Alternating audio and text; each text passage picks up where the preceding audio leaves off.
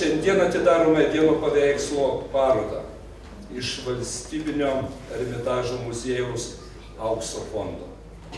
Visą vasarą galėsime grožėtis Renesanso šedevro Luko Kranacho vyresniojo paveikslu Madona su kūdikiu po obelimi.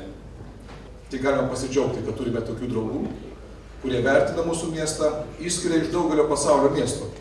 Ir kad mes turime galimybę tuos lobynus, kuriuos turi Ermitažas, kasmet po truputį atskleisti čia Lietuvoje. Tai tikrai ne paskutinis šiais metais projektas su Ermitažu, nes rugsėjo 21 dieną bus atidaroma didžiulė paroda Ermitaže, kur bus pristatomi taip pat Lietuvoje gyvenusių ir gimusių menininkų darbai. Įspūdinga ši diena ir taip pat noras ir galimybė pamatyti Luko Kranacho vyresniojo darbą, nes, kaip žinote, jis buvo Viterbergo miesto burmistras, rinktas 3 kartus.